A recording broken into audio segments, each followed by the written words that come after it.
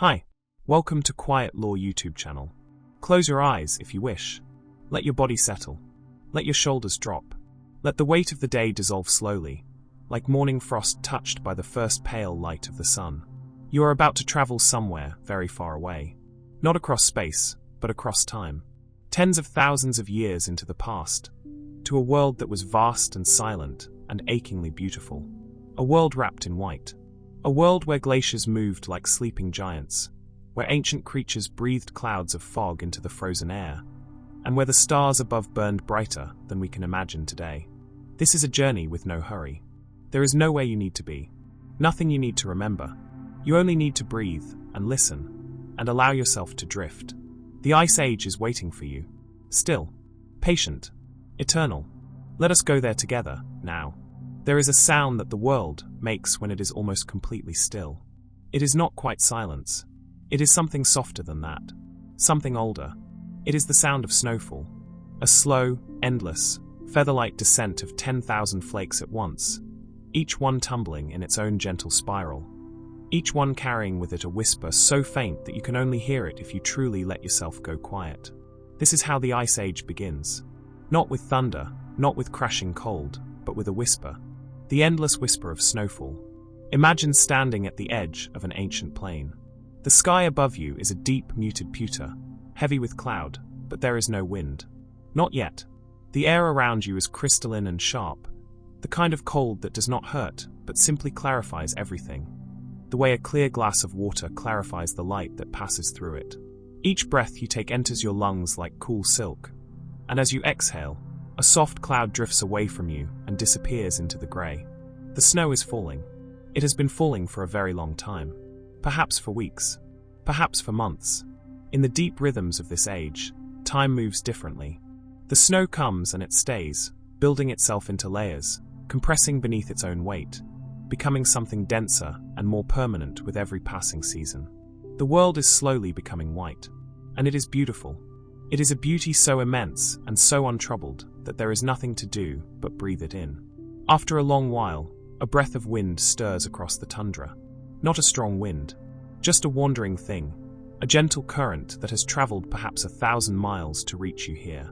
As it moves, it carries something with it. The tundra winds always carry secrets. They move across landscapes so vast and so empty that they seem to gather the silence of the world and carry it with them. They move through frozen grasses and over buried stones, over the sleeping backs of ancient hills, and they arrive carrying traces of everything they have passed through. There is the scent of ice, of stone, of something green and distant, a memory of summer, so faint it is almost imaginary. The wind passes over you, and then it moves on, and the silence returns, and the snow keeps falling. Now the sky begins to shift. In these latitudes, in these ancient times, there came a phenomenon that those of us living in more temperate places rarely witness in its full and dreamlike grandeur. The polar twilight. As the world tilts on its axis, there comes a time of year when the sun does not fully rise and does not fully set. Instead, it lingers at the very edge of the horizon, painting the sky in colors that exist somewhere between day and night. The light during polar twilight has a quality unlike any other. It is soft and sideways, amber and rose and the faintest trace of lavender, filtering across the landscape at an angle so low that every snowflake casts its own shadow. Every undulation of the ice field glows along one edge and rests in deep blue shadow along the other. The world looks as though it has been painted by someone with infinite patience and a very quiet heart. You watch this light fade, gently and so slowly, barely changing from one breath to the next, until the sky deepens into the darkest blue you have ever seen. And then the stars come out. Ice Age stars. Stars over a world without a single flame burning for hundreds of miles in any direction. Stars over a landscape so still and so dark that they reflect in the polished surfaces of the snow. And for a moment it is hard to tell where the earth ends and the sky begins. You are surrounded by stars above and stars below, and the cold air between them is perfectly clear, and the Milky Way stretches from one horizon to the other like a river of light poured by a patient and generous hand. Just breathe. Let the stars be there. You do not need to name them or number them. Simply let them exist above you in their ancient and indifferent beauty. They have been there for billions of years. They will be there long after everything else is gone. There is something deeply restful in that. Something that makes the small worries of daily life grow quiet and small. But look now, closer to the Earth. Look at the ice. In the distance, a great glacier rises from the plain like a slow wave that has forgotten how to fall. And on its surface, in the last traces of polar twilight and the first silver light of the stars, there is a color that is unlike anything you would expect from ice. It is blue. A deep, glowing, otherworldly blue. Ancient glaciers emit this light because the ice that forms them is so old, so compressed, so dense, that it has absorbed all the other colors of the visible spectrum and releases only this blue back into the world. It is the color of deep time. It is the color of 10,000 winters pressed together into a single slow heartbeat. The blue glow of ancient glaciers. Sit with it for a moment. And now, from somewhere in the darkness, there is a sound. It begins very low. A deep, resonant groan, like the voice of something enormous stirring in its sleep. And then it rises and cracks and fractures outward in a series of sharp echoes that travel across the frozen plain and fade into the distance. The ice sheet is shifting. Somewhere beneath the surface, the glacier is moving, just barely, just fractions of an inch, but moving nonetheless, as glaciers always have, as they have moved since the Ice Age began. The ice cracks and sings and settles, and the echoes of that sound travel for miles across the silent landscape, and then dissolve into the snow. Beyond the open plain, where the great glaciers have been advancing for thousands of years, the landscape has been sculpted into shapes of impossible gentleness. Long, smooth hills rise from the plain in sweeping arcs, like the sleeping forms of creatures curled against the cold. These are drumlins, formed by the slow passage of ice, shaped by the patient weight of something so vast and so unhurried that it has all the time in the world to carve beauty from the earth. Beneath their smooth white mantles of snow, they hold the memory of every glacier that ever passed over them. And in the high mountain meadows above the glaciers, where the snow does not melt even in the brief warmth of the Ice Age summer, there are fields of firn. Firn is snow that has survived at least one full year, snow that has been compressed and recrystallized into something between fresh powder and true ice. When the light catches it, it sparkles. Thousands of individual ice crystals, each one a tiny mirror, each one reflecting the starlight back in a faint and shimmering glow. Fields of sparkling grain, stretching upward toward the dark sky, silent and still and impossibly lovely. The world is asleep. The ice is dreaming. And so perhaps are you. Just breathe, and rest, and let the Ice Age hold you. There is something that most people do not know about ice. It moves. Not the way water moves, rushing and urgent, and always seeking the lowest point. Ice moves the way time moves. Slowly, quietly, with an immense and unhurried certainty that belongs only to things that have existed for thousands of years. The glaciers of the Ice Age are not still. They are alive with motion, with sound, with water, with all the restless energy of a world in the slow and patient process of reshaping itself. Let us go deeper into that world now. At the edge of the glacier, where the ice meets the air and the great pressing weight of millions of tons of frozen water begins to give way at its lowest and most forward point, something extraordinary happens. The ice melts, not in sheets, not all at once, but in trickles. Trickles that find one another, that join, that grow. And from that joining comes water of such extraordinary purity that it is almost impossible to describe. It has been locked inside the glacier for thousands of years, insulated from the world above, filtered through layers of ancient ice, and now it emerges into the open air in a river of crystal clarity. You can see through it as though it were air. You can see every stone on the riverbed beneath it, every grain of ancient gravel, every dark and patient rock that has been waiting in the cold for longer than any human civilization has existed. The river sings as it moves.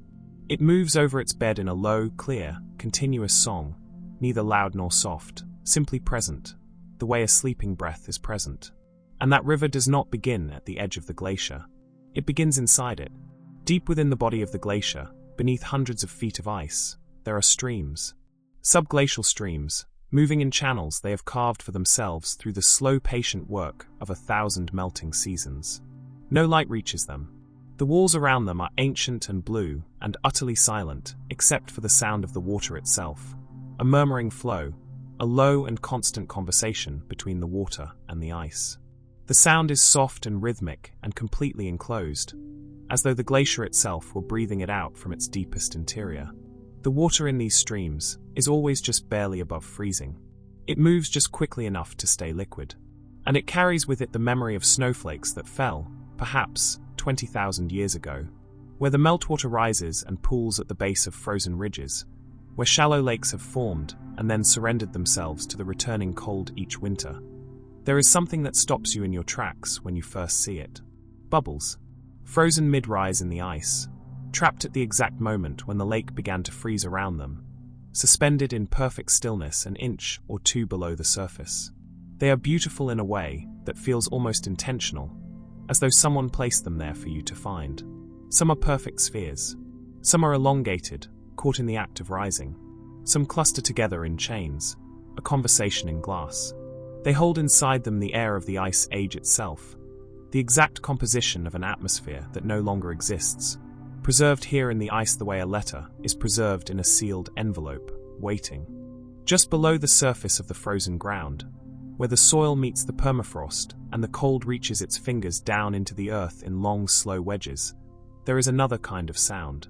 In the deepest part of the polar twilight, when the temperature drops further still, the ice within the earth expands. The frozen wedges that have been pressing themselves into the ground, widening imperceptibly season by season over centuries, finally crack. The sound is sharp and bright, like a gunshot softened by distance. It travels through the frozen soil and out into the air, and then disappears into the vast and unmoved silence of the plain. Ice wedges cracking in the twilight. A sound that has been ringing across this landscape for thousands of years, unheard by any human ear, patient and faithful, and entirely its own. Further up, where the ice has mass enough to begin its long journey down the slope of an ancient mountain, the glacier does something wondrous. It squeezes. Where the valley narrows, where two walls of stone press inward from either side, the glacier must find a way through. And it does. Over centuries, it shapes itself to the passage, its flanks curving inward, its surface rippling with pressure ridges, its slow body threading between the rock walls like something enormous and dreaming finding a way through a door. These serpentine forms, these long curving passages of compressed and moving ice, have a beauty that is almost serpentine in truth, sinuous and deliberate, and utterly unhurried. And where the ice is forced to navigate a great drop in the terrain, where the bedrock falls away and the glacier must follow, it cascades. Not with the violence of a waterfall, but with the slow and graceful inevitability of something that has no choice and no fear. The icefall is a landscape of tumbled seracs, great towers and blocks of ice that have broken from the main body of the glacier as it bends over the lip of the drop, each one a cathedral of blue and white, veined throughout with pale lines of compressed snow and refrozen meltwater. The veining in an icefall catches the light in ways that change with every hour of the day, shifting from white to blue to the faintest ghost of green as the sun traces its low arc across the sky. High above these icefalls, clinging to the steep walls of the ancient mountains where the cold is most constant and most fierce, there are glaciers that have not moved in a very long time. Hanging glaciers, perched in their mountain alcoves like something precious placed on a high shelf, anchored to the rock by the pure force of their own frozen weight. From below, they seem to float. From above, if one could stand that high, they would appear as pale wings spread against the dark stone. They are among the quietest places on earth. Nothing moves in them. Nothing sounds from them.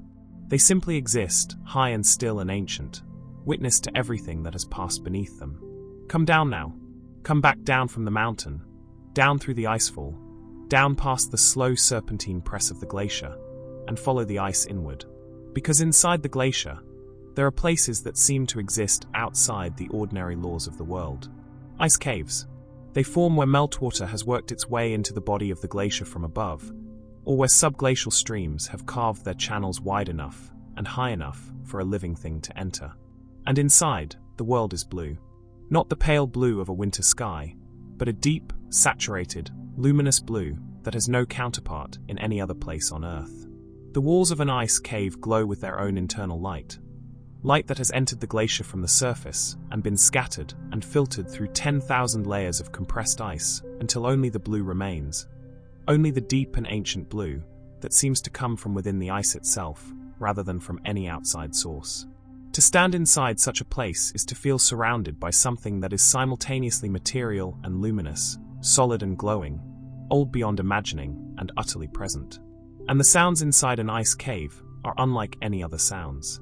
They gather and reflect from the curved walls of ice in ways that stone walls never could.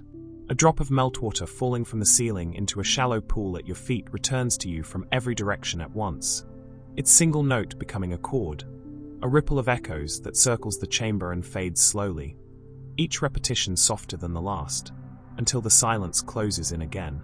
The subterranean ice is an echo chamber, a concert hall carved by nothing but water and time and the patient pressure of the world above. Every sound that enters is transformed. Every whisper becomes music. Every small thing becomes large, and then small again, and then gone. Just breathe and listen, and let the echoes of the ancient ice surround you. In all this stillness, in all this white and blue and ancient cold, there is life. It is not loud. It does not announce itself. In the Ice Age, life moves carefully, precisely, with an economy of effort that is itself a kind of beauty. Every creature, every plant, every living thing in this frozen world has made a quiet and determined agreement with the cold. It has found its edge, its margin, its small and particular way of persisting. And in persisting, it has become extraordinary. Let us find it together, slowly. In the most unlikely places, at the very edge of the ice, where the glacial meltwater seeps into thin cracks in the frozen ground, and the brief summer draws a little warmth from a sun that never rises very high, there are flowers. Permafrost flowers. Plants so small and so tenacious that you might walk across an entire field of them without noticing, until you lower yourself to the ground and look closely. They bloom in the ice. Not in spite of it, but within it, within the thin margin between the frozen and the thawed, in the precise sliver of temperature where liquid water exists and roots can drink. Their petals are pale and perfect and almost translucent, as though the cold has entered them and made them part of itself. They do not last long. The window of warmth that allows them to exist is narrow, a few weeks at most before the cold returns, and they are covered again, preserved inside the permafrost with extraordinary fidelity, the same way a pressed flower is preserved inside the pages of a book. Some of these flowers have been found frozen in the permafrost, tens of thousands of years old, still recognizable, still beautiful. The thought of that is worth sitting with for a moment. A flower blooming in the Ice Age, preserved through all of recorded history and beyond, waiting to be found. Now something is moving at the edge of your vision. Low to the ground, quick and precise, a flash of white against white, nearly invisible, nearly perfect. An Arctic fox. In the Ice Age, the Arctic fox was already ancient, already evolved to its particular and exquisite perfection. Its coat in winter is a white so complete that it vanishes against the snow, and it moves through the moonlit landscape with a lightness that seems almost deliberately quiet, its paws leaving the faintest possible impressions in the surface of the snow, its ears rotating independently, each one gathering information from a different direction at once. It is on patrol. This is what Arctic foxes do in the long darkness. They move. They listen. They follow invisible pathways through the tundra that exist only in their own memory and the memory of the foxes that came before them. Routes defined by the location of prey beneath the snow, by the scent trails left by other animals, by the particular way the wind behaves at this corner of this frozen ridge. Watch it move for a moment. It pauses. Its head tilts to one side.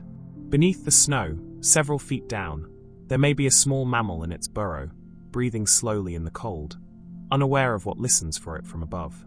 The fox is still. Everything is still. And then it moves on, light and clean and unhurried, disappearing into the moonlit distance until it is indistinguishable from the snow around it. Long after the fox has gone and the silence has returned, let us travel even further back. Not in space this time, but in something even more intimate. A single grain of pollen. Somewhere in the Ice Age world, a plant has released its pollen into the cold air. Perhaps a conifer on the sheltered lower slope of a mountain where the snow has retreated just enough. Perhaps a sedge grass growing at the marshy edge of a glacial lake. The pollen grain is almost unimaginably small.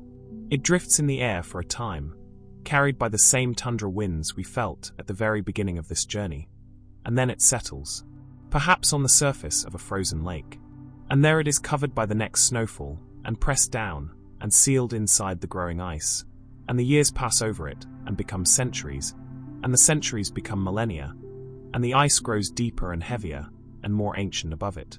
And then, tens of thousands of years later, a scientist drills down into the ice, and draws out a long, pale cylinder of ancient frozen time, an ice core. And inside that core, in a layer that corresponds precisely to this moment, this season, this particular cold afternoon in the Ice Age, there is that pollen grain, still intact. Its outer wall, made of one of the most resilient biological materials that nature has ever produced, still perfect in every detail, still carrying in the geometry of its surface the exact signature of the plant that made it. From a single pollen grain, a scientist can reconstruct an entire landscape, can know what trees grew here, what grasses, what flowers, can know how warm or cold a summer was, how long the growing season lasted, what the wind carried from which direction. A pollen grain is a letter. It was sealed and sent 20,000 years ago, and it has only just arrived. The ice keeps everything. The ice forgets nothing. And now you know that. Now you have felt how the ice holds its secrets, how the smallest and most fragile things find their way into its keeping, and how they wait there in the deep blue silence for the moment when someone comes to listen. Rest with that now. Let the ice hold what it holds. Let the cold keep its long vigil. You are warm. You are safe. And the Ice Age surrounds you, patient and still and full of wonders. Something is coming. You feel it before you hear it, and you hear it before you see it. A low vibration, deep in the frozen earth beneath your feet, as though the ground itself is sighing. And then, from somewhere beyond the grey curtain of morning mist that lies across the plain, a sound. Slow and rhythmic. The heavy, deliberate fall of enormous feet. One after another, unhurried, steady, impossibly large. And then they appear. A woolly mammoth family, emerging from the mist one by one like the memory of a dream becoming solid. The largest is ahead, a matriarch whose tusks curve outward and then inward in long pale arcs. Tusks so old and so heavy that they seem to belong more to the landscape than to any living creature. She walks with the calm authority of something that has crossed this plain 1,000 times, that knows every frozen river crossing, every sheltered valley, every good stand of dry grass buried beneath the snow. She knows where the wind comes from and where it goes. She knows how long the cold will last. She carries this knowledge in her body the way the glacier carries its ancient ice, compressed and certain and beyond question. Behind her, in a loose and easy procession, come the others. A younger female, barely half the matriarch's size, her woolly coat a deeper shade of rust and brown, moving with a lightness that her elder does not need. Two juveniles, staying close to their mothers, their small trunks investigating the air, the snow, each other, with the irrepressible curiosity of the very young. And at the rear, a young male, his tusks still short, still finding his particular place in the world. They move across the frozen plain in the early grey light of the Ice Age morning, and they are magnificent. And then the matriarch stops. She raises her trunk to the pale sky, and she calls. A mammoth's trumpet carries across the frozen tundra with extraordinary clarity. It begins as a low rumble, rising through a register that you feel in your chest as much as you hear with your ears, and then it opens outward into something broad and resonant and ancient, rolling out across the plain and echoing faintly from a distant ridge of ice before it fades into the mist. It is a sound that has not been heard on this earth for 10,000 years. But here, in the blue and quiet hour before the Ice Age sun rises above the horizon, it fills the world completely. The herd answers her, one after another, a conversation in a language older than any human word. And then they move on, and the mist closes behind them, and the plain is silent again, and their footprints in the snow are already beginning to fill with the next soft fall. Further south, where the glaciers give way to meadows that are still winter cold, but not yet locked in perpetual ice, different giants have gathered. The mastodon is the mammoth's ancient cousin, a creature of slightly smaller frame, but equal presence, at home in the dense shrubland and the frost-edged meadows that border the great ice sheets. Here, in a wide meadow where the grasses are buried under a thin crust of frost that catches the early light and makes the whole field glitter, a small group of mastodons grazes in the particular way of animals, with no urgency and no fear. They sweep their tusks slowly from side to side, clearing the frost from the dried vegetation beneath, and they eat with a steady patience that makes the whole meadow feel peaceful. Their breath rises in soft clouds above them. The frost sparkles. The morning holds its breath. From somewhere much further away, carried on the same wind that brings the cold, there is sound again. A sound so low and so wide that it seems to come from everywhere at once, from the earth itself, rather than any individual creature. The long-horned bison of the Ice Age ran in herds that would be almost unimaginable to us today. Thousands of animals moving together across the steppe grasslands in a thundering that was felt for miles in every direction. But from this distance, that thunder is softened. It arrives here as a low, continuous tremor, gentle as a heartbeat, a rhythm moving through the ground beneath your feet like a very slow tide. The long-horned bison are somewhere out there in the vast grey distance, and they are moving, and the earth remembers them. As the twilight deepens over the steppe, a group of steppe wisent moves into a low depression where the wind does not reach and the grass is a little thicker, a little closer to the surface. The wisent, ancestor of the modern European bison, is a compact and powerful animal, its thick coat a dark brown that turns nearly black in the fading light. They graze in the twilight with an ease that speaks of perfect adaptation, of an animal completely suited to this exact world. They move slowly among one another, their breath mingling in small shared clouds, their great heavy heads swinging down to the grass and back up again in a rhythm as old and as natural as breathing. Watch them for a while. There is nothing else required. And then above them, above the low depression where the wisent graze, there is movement against the sky. Something has leapt. Something enormous. For a single extraordinary moment, silhouetted against the last of the evening light, there is an animal in the air that seems too large to be airborne, its legs extended, its enormous antlers spreading against the pale sky like the branches of a tree. The megaloceros, the giant deer, the largest deer that has ever lived, carrying on its head an antler span of 12 feet or more, yet moving with a grace and a lightness that makes those antlers seem weightless. It lands soundlessly in the snow beyond the ridge, and it is gone. Somewhere apart from all of this, away from the herds and the meadows and the shared warmth of animals gathered together, a woolly rhinoceros stands alone in the middle of a blizzard. It does not seem distressed. It does not seem to be suffering. It stands with its enormous head lowered toward the snow, its thick double horn angled into the wind, its coat of long, coarse, layered fur shedding the driving snow as naturally as a rock sheds rain. The blizzard moves around it. The snow presses sideways across the plain, and the woolly rhinoceros stands at the center of it with the absolute solidity of something that has never needed shelter, that was built for precisely this, that finds in the blizzard nothing more or less threatening than weather. It is the most alone thing you have ever seen, and yet it is completely at home. There is something to be learned from that.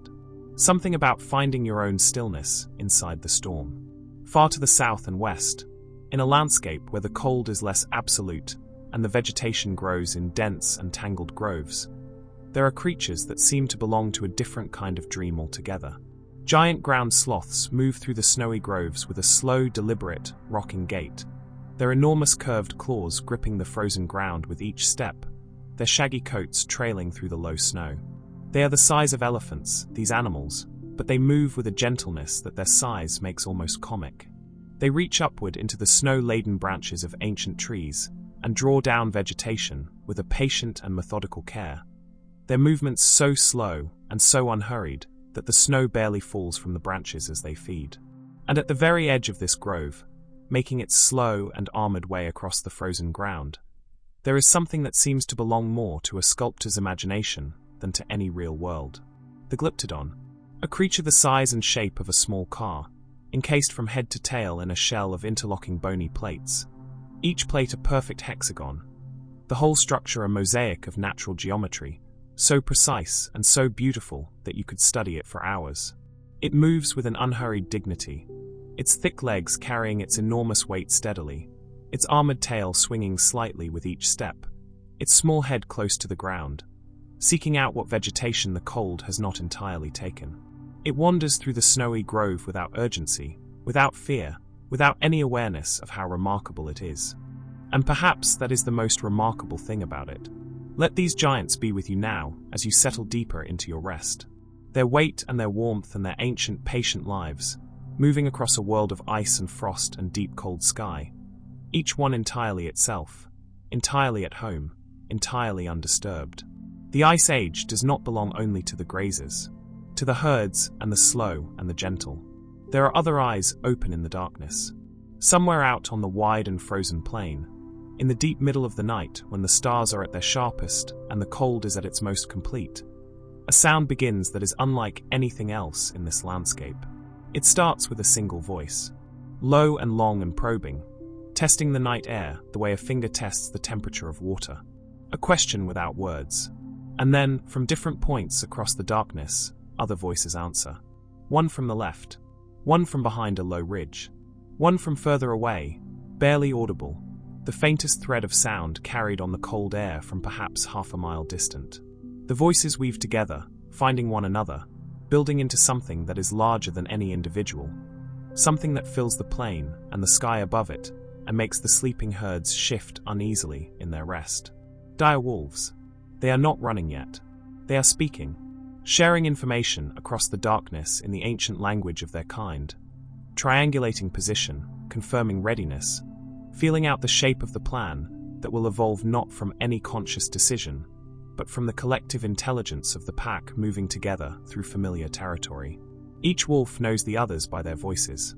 Each voice is distinct, identifiable, carrying within it not just location, but health and confidence and readiness. The pack listens to itself and understands what it is and what it can do tonight. And then the voices stop. And the silence that follows them is a different kind of silence than the silence that came before. Let the wolves move into the darkness. Let them go about the ancient and necessary business of their world, out there beyond the edge of the firelight, beyond the circle of your warmth. They are part of this world as much as the mammoths and the flowers and the frozen stars. Their hunting is not separate from the peace of the Ice Age. It is woven into it. Predator and prey, cold and warmth, stillness and motion. All of it, one long and breathing world.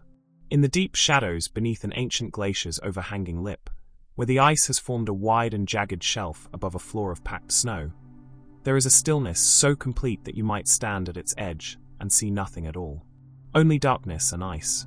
Only shadow.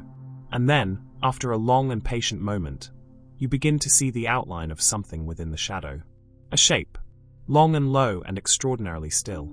Two curved shapes descending from the upper jaw, pale and long, each one ending in a point that catches the faintest trace of starlight. Eyes that reflect nothing, give nothing away. A saber-toothed cat. It has been there for a very long time. It is in no hurry. The saber-toothed cat is a creature of absolute patience, of the kind of stillness that lesser predators cannot sustain. It has folded itself into the shadow the way water folds itself into the shape of its container, completely, without remainder. Its body is low against the snow. Its breathing is so slow and so shallow that the cold air barely fogs at its nostrils. It is watching something in the middle distance with a focus so complete that the rest of the world has simply ceased to exist for it. Only the distance. Only what moves there. It does not move. It waits. There is something deeply restful in that image, strangely. Something about the saber-tooth's patience that resonates with the simple act of lying still in the dark and letting the world settle around you. The stillness of absolute attention. The peace of an animal that knows exactly what it is and what it is doing and is not divided against itself in any way. Let that image hold you for a moment. Not far from where the saber-tooth rests, in the blue light that falls from a glacier's face onto the frost-covered ground below, a cave lioness is moving. She is not rushing. She moves with the controlled and deliberate economy of a predator that cannot afford to waste energy in a world where every calorie has a cost. Her paws find the snow silently, each one placed with a precision that leaves almost no impression. Her eyes are wide and luminous in the cold light, gathering every photon of the pale Ice Age night. She moves along the base of the glacier, following the natural pathway that the ice wall creates, using its shadow as cover, its reflected light as navigation. She is enormous, and she is beautiful, and she moves through the frozen landscape like something that was made for exactly this, for this cold and this dark and this particular shade of blue light, as though the Ice Age itself designed her. She passes without looking at you, and the glacier's blue light falls across her back, and then she has gone around the curve of the ice wall, and you can breathe again. There are bears here too, in this world of ice and shadow. The short-faced bear, whose legs were long enough to cover ground at a walking pace faster than most animals could run, covered the open tundra plains of the Ice Age with an ease and a range that made it one of the most formidable presences in its world. It moves across the frozen plain in the darkness with a directness that is almost architectural, as though it has calculated the most efficient path between where it is and where it wants to be, and is simply executing that calculation. It does not investigate. It does not pause. It moves with the unhurried confidence of the largest land carnivore in its world, which has no reason to move any way other than exactly how it chooses. It passes over the ridge and descends from view. And now deeper still, into the earth itself, into the cave, in the limestone hills that border the Great Plains, where ancient waterways have dissolved the rock into chambers and passages. The cave bears have gathered for the winter. They entered these caves weeks ago, when the cold deepened beyond the last threshold of tolerance, and now they lie in the deepest and most protected chambers, great shaggy masses of warmth resting on beds of dried vegetation and old bone. Their breathing so slow and so deep that the intervals between one breath and the next seem impossibly long. The sound of a cave bear sleeping is one of the most peaceful sounds imaginable. A low, slow, rolling rhythm, deep as the earth itself, regular as the turning of the seasons. The chamber holds the sound, holds the warmth of so many large bodies resting together, holds the smell of deep animal warmth and ancient stone. Outside, the blizzard tears across the plain, and the cold drives the temperature far below anything a living creature should be able to endure. But in here, in this deep chamber, in the company of these sleeping giants, there is warmth. There is rhythm. There is the slow and absolute rest of creatures that have surrendered completely to the season. Let that be yours now too. Let the rhythm of their breathing be yours. Slow and deep and certain. The cave walls around them, the limestone and the ancient darkness, the warmth of enormous sleeping bodies, the faint and distant sound of the storm above. You are safe here. You are warm. And the great bears breathe beside you in the dark. Rest now. There is a place in the Ice Age world where many paths converge. It is not marked by any stone or any sign. There is no boundary you can see, no line drawn in the snow. But the animals know it. They have always known it. It is a place where the frozen river valley opens outward onto the broad steppe plain, where the prevailing winds create a sheltered corridor of slightly warmer air, where the grass beneath the snow is a little thicker and a little more nourishing than anywhere nearby. For 10,000 years, and 10,000 years before that, the great creatures of this world have found their way to this place in the movement of the seasons, have followed paths laid down first by the animals that came before them, paths so ancient and so well worn that they exist not only in the snow, but in the memory of every species that uses them. A crossroads. It is dawn, or what passes for dawn in the deep of the Ice Age winter. A slow brightening of the eastern sky from black to dark blue to a pale and luminous grey. And in that light, from more than one direction at once, movement appears. From the north, following the frozen river valley, a group of woolly mammoths is approaching. You can see their dark shapes against the grey sky long before you can hear them, their great curved tusks catching the first pale light, their breath rising in long plumes above them. They move in the unhurried way of animals that have covered this ground many times before, following a route encoded not in maps, but in the deep tissue of their inherited knowledge. The matriarch at the front does not pause to consider the path. She simply walks it, because it is hers. From the west, across the open steppe, a herd of long-horned bison is moving in a slow and wide front, their dark bodies spread across the pale plain like a living shadow. They are not rushing.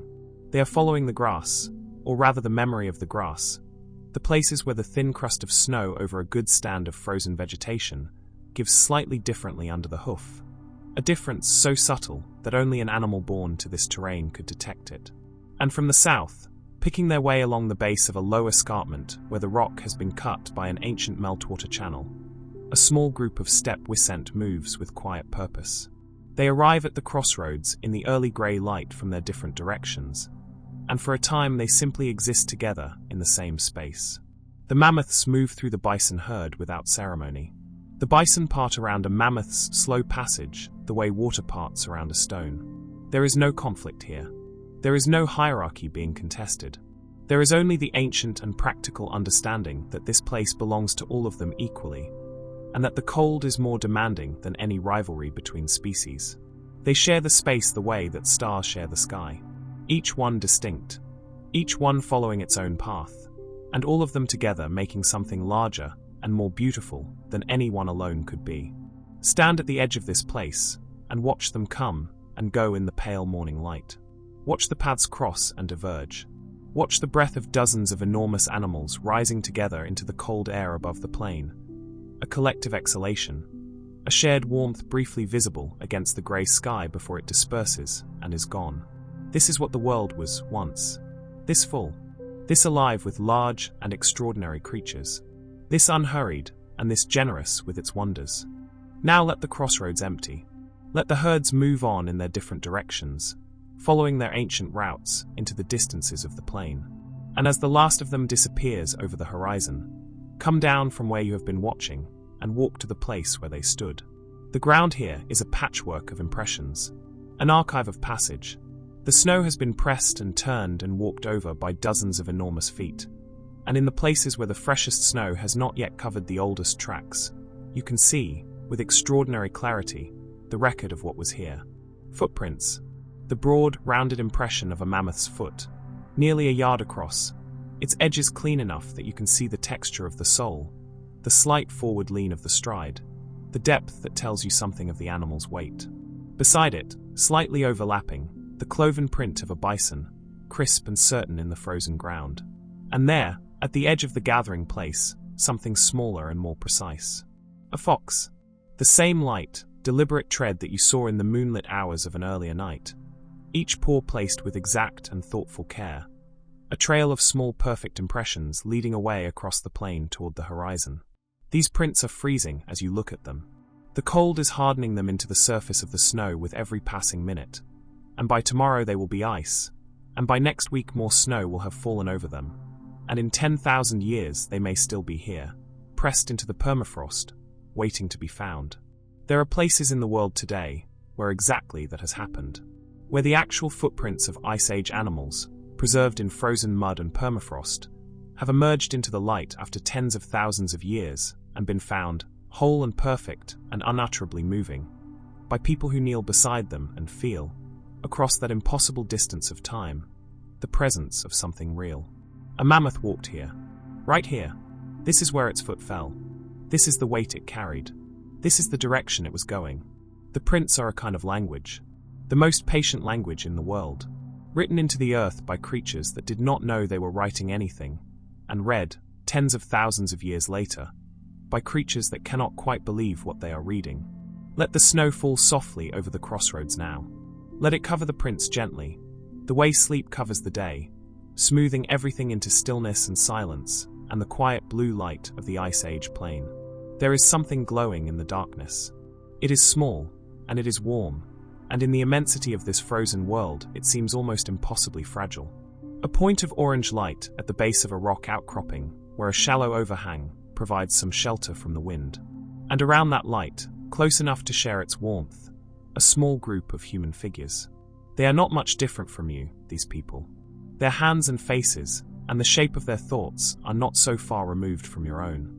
They have been walking this land for a very long time now, these Cro-Magnon people, learning it the way you learn anything truly important, not from instruction, but from long and patient experience, from the accumulated knowledge of parents and grandparents and ancestors reaching back through generations that blur into the deep past.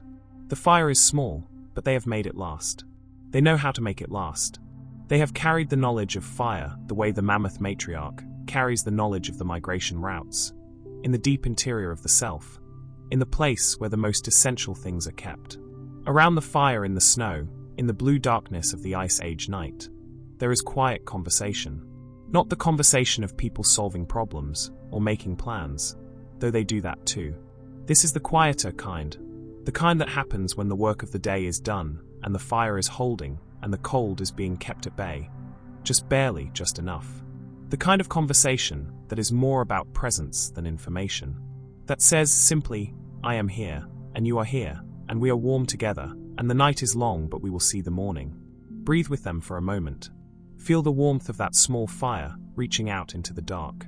Feel the cold pressing in from every direction beyond it, and the fire holding its own, golden and steady and alive. Now go further. Follow the firelight into the rock, into the cave behind the overhang, where the darkness deepens and the cold stone walls close in, and the sound of the wind outside becomes muffled and distant. And there, on the walls of this cave, in the unsteady light of a small lamp burning animal fat, something extraordinary has been made. Paintings. The animals are there on the walls of the cave, painted in ochre and charcoal, and the iron red of crushed stone mixed with animal fat, applied by human hands that understood the curve of the rock and used it. A mammoth's back is suggested by the natural bulge of the stone. The shoulder of a bison follows the line of a ledge. The artist, whoever they were, however many thousands of years ago, they stood in this flickering light with a handful of pigment, and a piece of fur, and a vision of what they wanted to make, saw the animals in the rock before they painted them, the way a sculptor sees the form within the stone. They were not decorating a surface. They were revealing something that was already there. The mammoth on the wall seems to breathe in the lamplight. The flame moves and the shadow shifts, and for a moment the painted animal has the quality of something living, something dreamed. Around it, other animals crowd the stone. A rhinoceros in full charge, its double horn down. A group of horses, their manes rendered in quick, confident lines that capture the exact texture of horse hair in a few strokes. A hand, a human hand, pressed against the stone and outlined in blown pigment, leaving behind a silhouette as precise and as personal as a signature, saying with perfect simplicity, I was here. I saw these things. I made this. That hand is 30,000 years old, and it is still here. Let the lamplight move across the paintings for a while. Let the animals breathe and shift in the unsteady light. You are in the most sacred and most human of all the spaces in the Ice Age world. The place where a person stood alone in the dark and made something beautiful because they needed to, because the beauty of the world around them demanded a response, demanded that it be recorded and shared and kept. Outside the cave, in the place where the family has been camped for several days, there are other things left in the snow. A tool, half buried, its handle worn smooth by the oil of many hands. A small blade of flint, knapped with a precision that required years of practice to achieve, each flake removed with a deliberate strike that could not be undone, each decision permanent. The people who made these tools understood materials the way a musician understands an instrument, could feel in a piece of flint the quality of the stone, the direction of the grain, the exact point at which to strike to release the edge hidden within it. They were not guessing. They were reading the stone the way you might read a familiar language, fluently and without effort, their hands knowing things their minds never needed to articulate. And there, propped against the rock wall near the entrance to the overhang, a long and elegant shaft of carved wood tipped with a carefully shaped point and fitted with a throwing board, an otlotl, that extends the leverage of the human arm and allows a spear to be launched with a force and accuracy that would otherwise be impossible. Tomorrow, perhaps, someone will take this tool out onto the plain and use it with the precision of long practice, reading the wind and the distance and the behavior of a distant animal with the same quiet intelligence that built the fire and painted the wall and knapped the blade. But that is tomorrow. Tonight, the fire is burning and the people are resting and no one is going anywhere. Nearby, set carefully on a flat stone near the fire, where the warmth keeps the ivory workable, there is a small piece of mammoth tusk. Someone has been carving it. The work is not finished, but you can see what it is becoming. A horse, perhaps, or the curve of a mammoth's back. The lines already cut into the ivory are confident and sure, the kind of lines made by someone who has done this many times, who knows the material and knows what they are making, and is simply bringing it into being with patient and unhavering attention. The ivory is cream-colored and slightly warm to the touch, and it smells of something ancient and clean. The carver is asleep now, the half-finished figure resting beside the fire, waiting for morning. And there, a little apart from the group, half sheltered in a crack in the rock face where the wind does not reach, there is a small object that has been placed with deliberate care. A figure, carved from the same ivory, but complete. A woman, small enough to fit in the palm of your hand, her rounded forms made smooth by the handling of many hands over what must have been a very long time. A Venus figurine, the archaeologists of the distant future will call her, though no one here would use that name. She is older than the word Venus, older than the civilization that coined it. She stands in the rock, surrounded by a fringe of icicles that have formed in the cold above her, each one a thin and perfect prism, and the firelight reaches her there and moves across her carved surface, and she seems, in that light, to be breathing. She has been carried a very long way. She will be carried further still, passed from hand to hand across generations, an object of continuity, of deep time, of the human need to hold something that connects us to what came before and what will come after. Hold that thought gently as you settle into your rest. These people, here in the snow and the firelight, with their tools and their paintings and their small and precious carved figures, are not so different from you. They looked at the same stars. They felt the same cold. They gathered around warmth and told each other things that mattered. They made beautiful objects not because they had to, but because something in them required it. The same something that is in you, that has always been in every human being who has ever lived. The fire burns low. The figures around it grow still. The Ice Age night deepens around the small warm circle of the camp, pressing in from every direction with its vast and patient cold. And the people sleep, and the carved figure waits in her nest of icicles, and the paintings on the cave wall breathe in the darkness. And the world is very old, and very quiet, and very full of something that feels, if you let it, very much like peace. Time has a texture in the Ice Age world. It is not the smooth, continuous flow that we imagine time to be, slipping through our fingers like water, always moving, always gone. Here, in the deep cold, time has weight. Time has layers. Time can be held in your hands and examined, turned over slowly in the pale light, felt for what it contains. The permafrost is not merely frozen ground. It is frozen time, a record so faithful and so complete that it preserves not just the shapes of things, but the things themselves, not just the outline of a life, but the life, the very substance of it, the hair and the skin and the last meal and the final sleeping posture of a creature that lived here 10,000, 20,000, 40,000 years ago and lay down in the cold and was simply kept. Imagine what it means to find something like that. A small animal, perhaps. A ground squirrel, curled exactly as it fell asleep one autumn, its tiny claws folded against its chest, its fur still soft and still carrying the color it had in life, its eyes closed in an expression so peaceful and so ordinary that for a moment it seems as though it might wake at any second, uncurl itself, shake the frost from its coat, and go about its day. It has been here for 40,000 years. The world it knew is gone so completely that not a single landscape feature it recognized still exists, in any form it would recognize. The people who lived alongside it have been dead for longer than the oldest human civilization. The language of the ice that surrounded it, the particular temperature and pressure and silence of that one autumn day, all of it gone.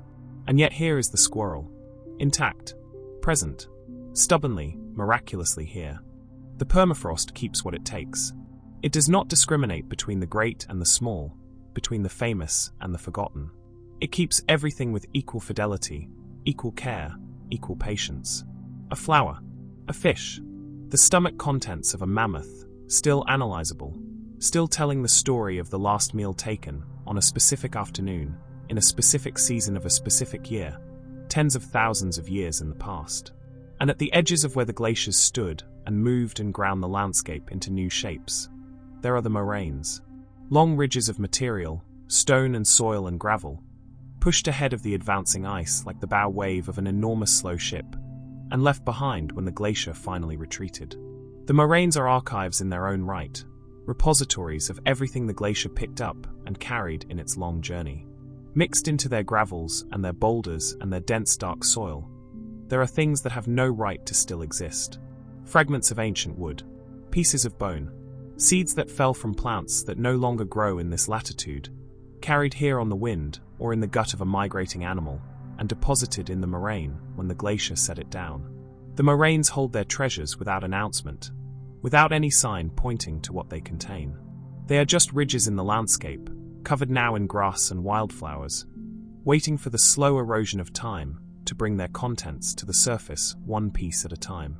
In the far north, where the permafrost runs deep and the rivers cut down through it in steep and crumbling banks of frozen earth, there is another kind of discovery entirely.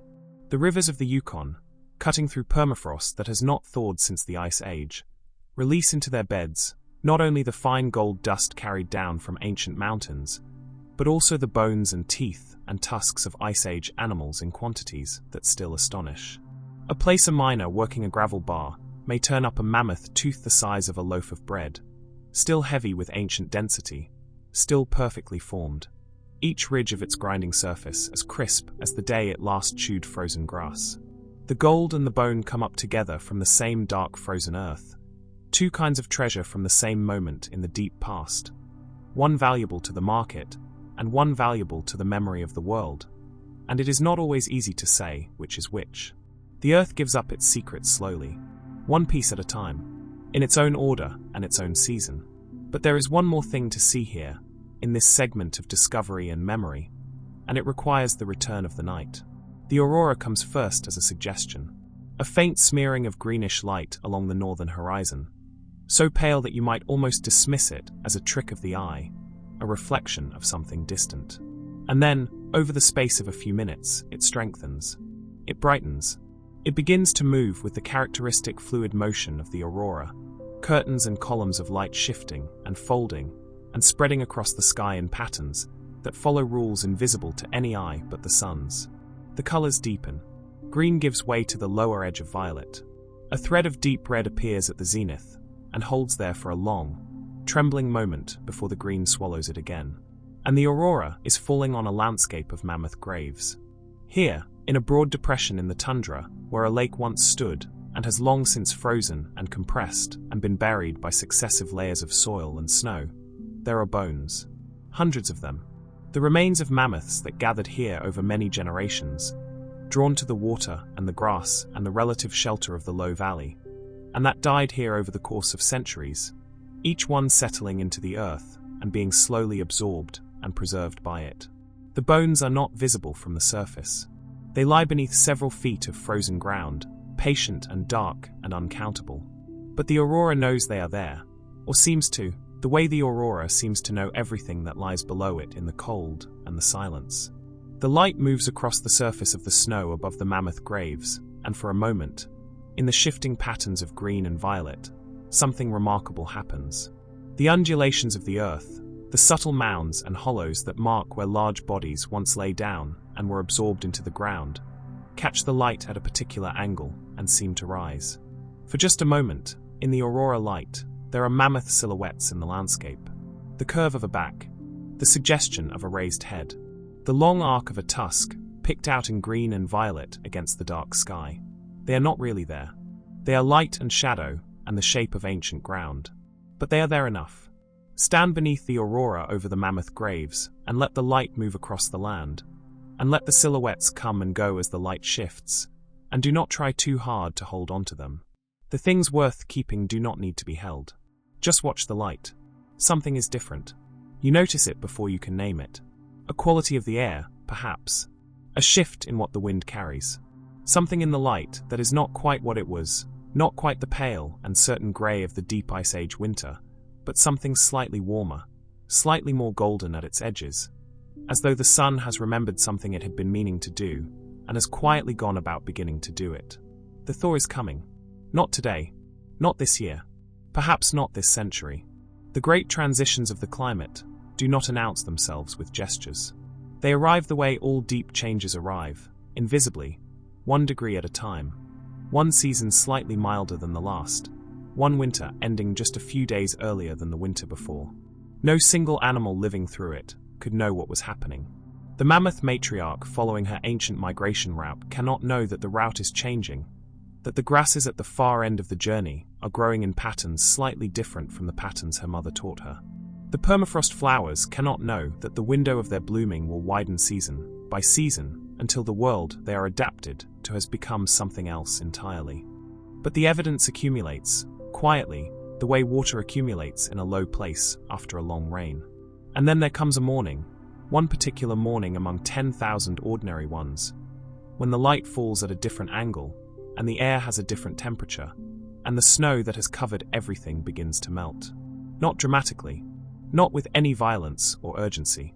Just the way snow always melts, from the surface downward, from the edges inward, yielding to a warmth that has been patient and persistent and has finally prevailed.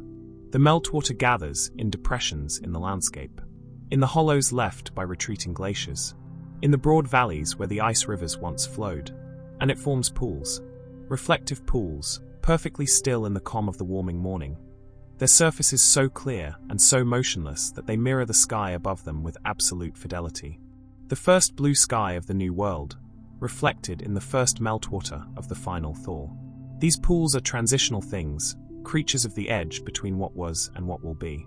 In their depths, the sediment of the ice age is settling, layer by layer, carrying down into the future the pollen and the bones and the spores and the microscopic records of everything that lived and breathed and moved across this landscape for 100,000 years. This sediment will become mud, and the mud will become stone, and the stone will hold the record of the ice age for as long as the earth endures. But on the surface, the pool is simply beautiful. It holds the sky. It holds the first green of the new tundra vegetation emerging at its edges, tentative and pale and impossibly alive. It holds the reflection of a single bird, perhaps the first bird to find this place, hovering for a moment above the water and then landing, and the rings from its feet spreading outward from the center of the pool in perfect concentric circles, each one growing larger and fainter until the surface is still again. Just look at the pool. Let it be still. Let the sky rest in it. Let the ice age rest in it, reflected there in the surface of this cold and glittering water at the edge of a world that is ending and a world that is beginning, held in perfect balance, both at once, the old and the new, the ice and the thaw, the ancient and the becoming. The world is changing, but it is not lost. Everything it was is held somewhere. In the permafrost, in the sediment, in the ice cores and the moraines and the frozen flowers and the footprints hardened into ancient mud. In the paintings on the walls of caves that have been sealed for 30,000 years. In the ivory carvings passed from hand to hand across generations, so long ago that the chain of those hands stretches back beyond memory. The ice age does not disappear when it ends. It goes somewhere quieter. It goes down into the earth and waits, the way all patient things wait, for someone to come and listen. You have listened tonight. Let the pool settle now. Let the last ripples from that small bird's landing spread to the edges and dissolve. And let the surface become still one final time. Still enough to hold the sky. Still enough to hold everything you have traveled through tonight. The snowfields and the glaciers, the blue caves and the frozen stars, the mammoth herds moving through the mist and the small brave flowers blooming at the ice's edge, the fox in the moonlight and the bears breathing slowly in their deep dark chambers, the firelight on the cave wall and the carved ivory figure standing among her icicles, the aurora over the mammoth graves and the first warm light of the final thaw. All of it, held in this one still surface, perfect and complete. All of it, held now in you. The ice age is not a thing that ended. It is a thing that transformed. Its water became our oceans and our rivers. Its melted ice carved the valleys we live in. Its creatures, the ones that survived, became the animals we know and love. Its people became us. Every human being alive today carries something of those figures around the fire, those painters of cave walls, those carvers of ivory in the cold, in the particular shape of their curiosity, in the way they reach for beauty when the world is hard, in the need to make something and share it, in the simple and ancient comfort of warmth and company in the dark. The ice age is not behind us. It is inside us, quiet and patient and permanent, the way all the deepest things are. You have always carried it. Now perhaps you know that. And knowing it, you can rest in it, the way the frozen ground rests in the cold, the way the pollen rests in the ice, the way the painted animals breathe in the darkness of the cave. Held, kept, safe in the long memory of the world. Sleep now. The ice is dreaming, and so are you. Good night, and have a great, relaxing sleep.